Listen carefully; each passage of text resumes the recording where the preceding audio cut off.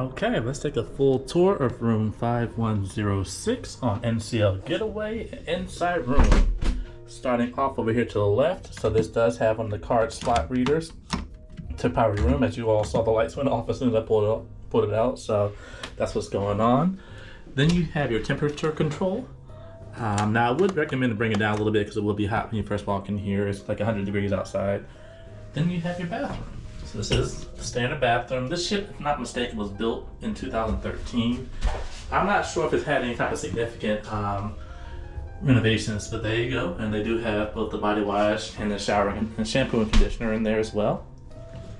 And you have a nice large mirror right here. Your house phone right here. And then your outlets. So unfortunately, this room only has 4 outlets, and if you don't have an adapter, you actually only have 3. So make sure you bring at least some adapters or a multi-charge or something like that, because these are the only outlets you have. Nothing beside the bed. It kind of sucks. And then down here, you do have a mini fridge. I know a lot of people ask me about it. Let's see if it's stocked. It is. So you can ask them to unstock it so you can put your own stuff in there, or you can just use it. There goes your mini fridge. A lot of people ask about a hair dryer as well. As you all can see. Got a hairdryer as well, and they also have an ottoman you can sit on and put stuff in. So pretty cool desk area. Like I said, not too small, not too big. Definitely bigger than the Solo's room, so that's great. Then over here you do have a TV. Now this TV is extremely small and it doesn't swivel. I would say it's probably about a 30. I don't even know if that's 32 inch. That's like a 28-inch TV right there. And then your closet. So they do have a safe.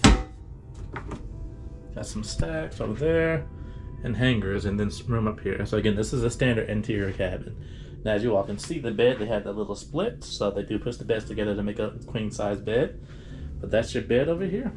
Now again, there is no actual outlets over here, but they do have the light switch over here. So boom, that turns off those lights and then the main lights. And then you can individually turn off these reading lamps.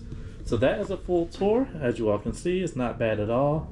This cruise was actually $200 even for me, just for myself, on this cruise ship. And this is actually considered a solo insider room now that I think about it. It's not a studio room, but it's a solo insider cabin. So I hope this helps. It's Mr. Bucket List.